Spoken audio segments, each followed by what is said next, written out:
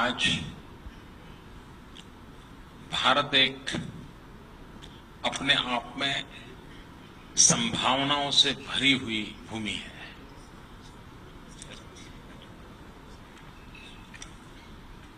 एक 125 करोड़ लोग सिर्फ एक मार्केट नहीं है, वो एक बहुत बड़ी शक्ति है। IMF कहो, वर्ल्ड बैंक कहो, मूडीज कहो, आज दुनिया के जितने भी इंस्टीट्यूशंस हैं जो रेटिंग करते हैं, सब एक बात में सहमत हैं कि आज दुनिया के बड़े देशों की फास्टेस्ट ग्रोइंग इकोनॉमी भारत है।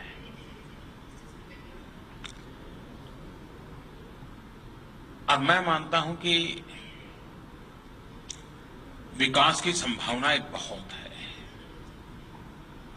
दुनिया ये भी कहती है कि 21वीं सदी एशिया की सदी है।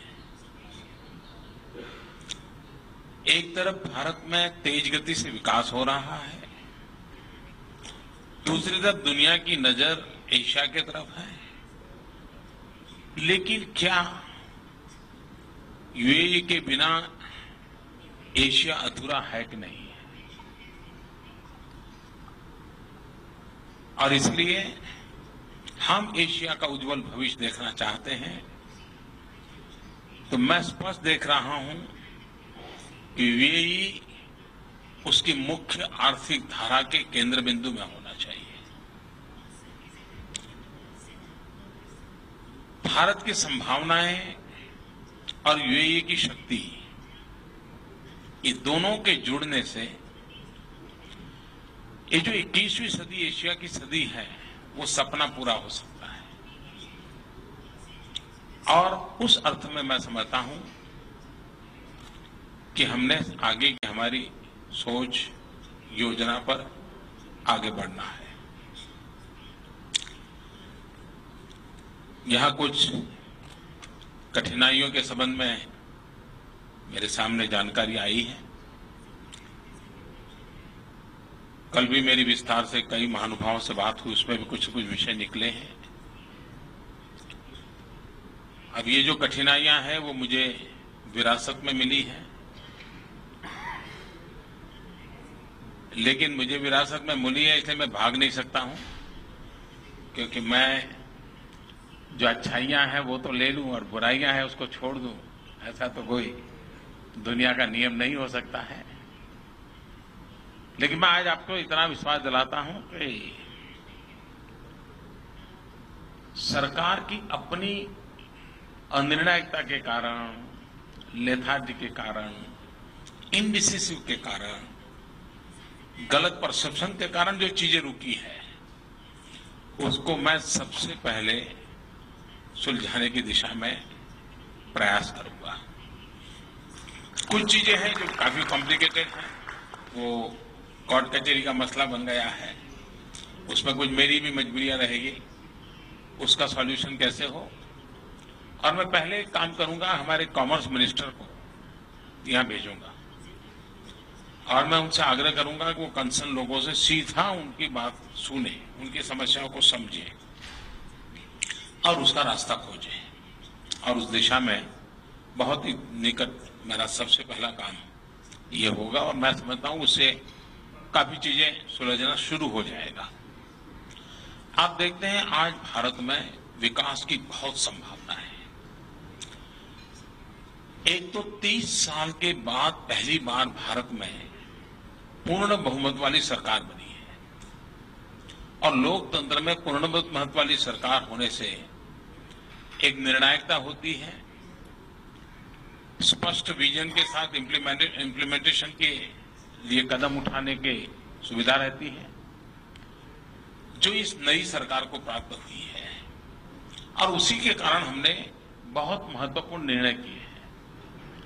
पहली बार देश में रेलवे इंफ्रास्ट्रक्चर में 100% फॉरेन डायरेक्ट इन्वेस्टमेंट को हमने ओपन अप कर दिया है।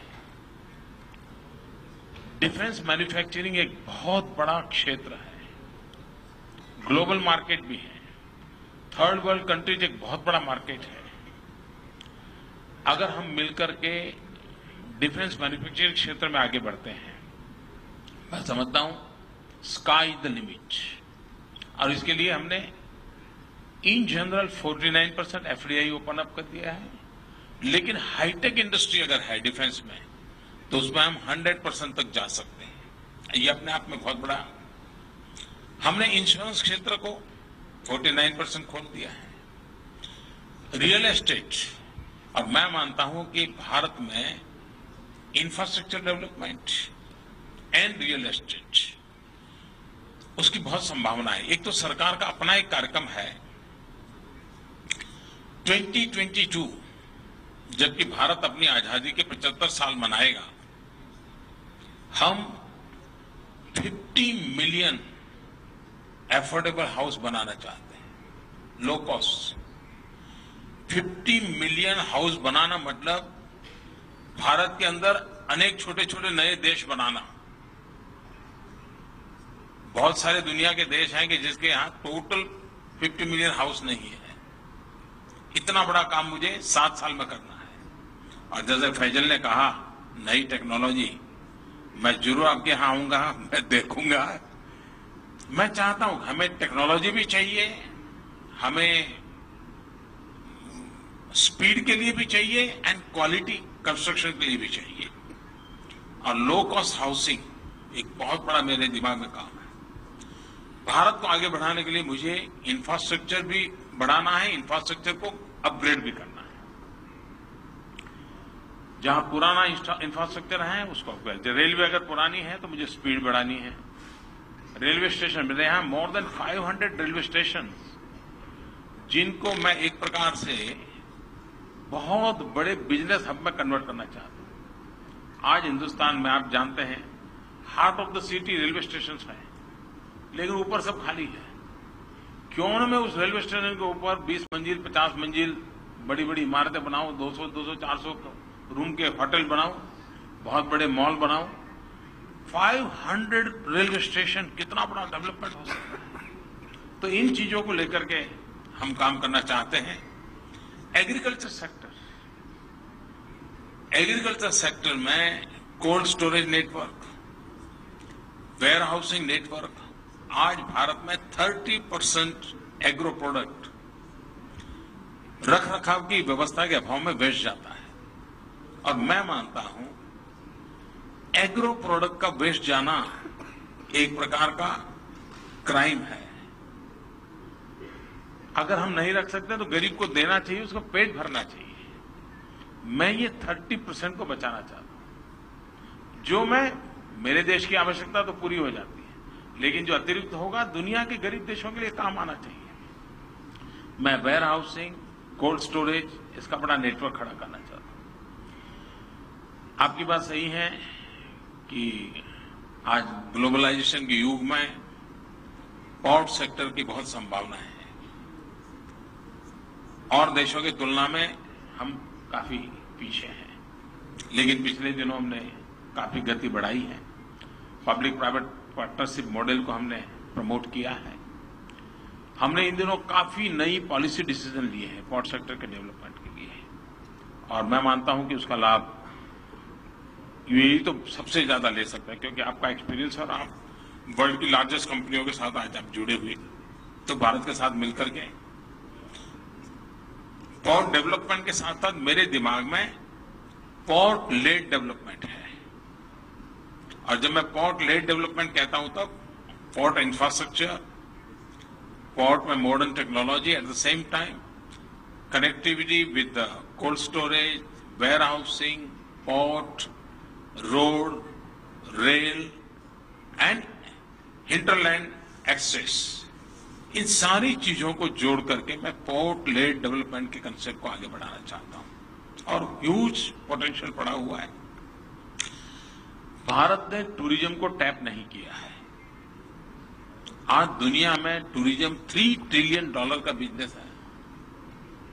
भारत का कंट्रीब्यूशन बहुत ही कम है। हॉस्पिटैलिटी इंडस्ट्री के लिए भारत में बहुत संभावना है। दुनिया के लिए अजूबा है भारत क्या कर सकता है। मैं इसको आगे बढ़ाना चाहता हूं। और मैं समझता हूं कि आप लोगों ने जिस लेवल पे इस काम को बढ़ाया है, आज आप दुनिया को यहां का रेगिस्तान देखने के लिए मजबूर कर सकते हो। ये ताकत आपने दिखाई है। तो भारत के पास तो बहुत कुछ है। थोड़ा आपकी एक्सपर्टाइज हमारे साथ जुड़ जाए तो सारी दुनिया को हम आकर्षित कर सकते हैं। तो टूरिज्म के लिए बहुत संभावना है।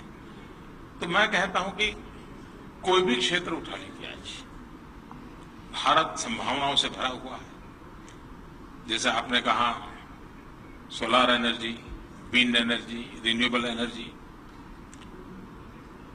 188 gigawatt, 100 solar energy, 75 wind energy and 13 renewable energy from the waste to wealth. मैं समझता हूं एक बहुत बड़ी अपॉर्चुनिटी है। हम सोलार एनर्जी इक्विपमेंट मैन्युफैक्चरिंग भी वहां चाहते हैं, हम सोलार एनर्जी इंस्टॉलमेंट भी चाहते हैं, हम पावर जनरेशन की दिशा में जाना चाहते हैं, और ग्लोबल वार्मिंग की जो चिंता है दुनिया की, we are 1/6 population of the world. अगर हम एक कदम चलते हैं, एक कदम सुधार करते हैं, तो दुनिया की 1/6 समस्या का समाधान देते हैं। इतनी बड़ी ताकत है। हम एक ग्लोबल एनवायरनमेंट को कितना पॉजिटिव इंपैक्ट कर सकते हैं। मैं समझता हूं कि आप सबके सहयोग से इस बात को हम आगे बढ़ा सकते हैं। यहां जो हमारे मित्र बैठे हैं, अगर प्रॉपर एनवायरनमेंट मिलता है तो कितने सक्सेसफुल होते हैं, उनकी स्टोरी एक एक अपने आप में सफलता की बातें हैं। मैं चाहूंगा कि आप सब मिल करके, चाहे इस तरफ हो चाहे उस तरफ हो, मैं आपको यहां निमंत्रण देने आया। और मैं मानता हूं आज भारत में $1 ट्रिलियन की इमीडिएट इन्वेस्टमेंट की संभावना है। और मैं 1 ट्रिलियन बोलता हूं तो ऐसे नहीं कि मुझे समझ नहीं है इसलिए मैं बोल रहा हूं। मुझे पक्की समझ है कि 1 बिलियन और 1 ट्रिलियन का क्या फर्क होता है। उसके बाद भी मैं जिम्मेवारी से कहता हूं कि $1 ट्रिलियन की संभावना इमीडिएट पड़ी हुई। और मैं चाहूंगा कि भारत की बहुत डायनेमिक प्रोग्रेसिव पॉलिसीज हैं, एक स्टेबल गवर्नमेंट है, डिसिसिव गवर्नमेंट है। और मैं आज आपके घर सामने से आया हूं और मैं देख रहा हूं, मैं कल से जो महसूस कर रहा हूं, मुझे खुद को शर्मिंदगी महसूस हो रही है कि हमने 34 ईयर्स क्यों गंवा दिए। मैं खुद महसूस कर रहा हूं। और इसलिए मैं आज उन सभी 34 ईयर की कमी को भी पूरी करके जाना चाहता हूं। तो मैं आप सबका बहुत बहुत आभारी हूं और मैं आपको निमंत्रण देता हूं कि आप आइए भारत और हम सब मिल करके 21वीं सदी एशिया की सदी सच्चे अर्थ में कैसे बने, हम उस आर्थिक विकास की ऊंचाइयों को कैसे ले जाएं ताकि दुनिया के सामान्य व्यक्ति की भलाई में हम काम आए। मेरा आप सबको निमंत्रण है और मैं हिज एक्सेलेंसी मंसूरी जी का आभारी हूं को स्वयं आए और आप सबसे मिलने का मुझे अवसर दिया। बहुत बहुत धन्यवाद। Thank you, ladies and gentlemen.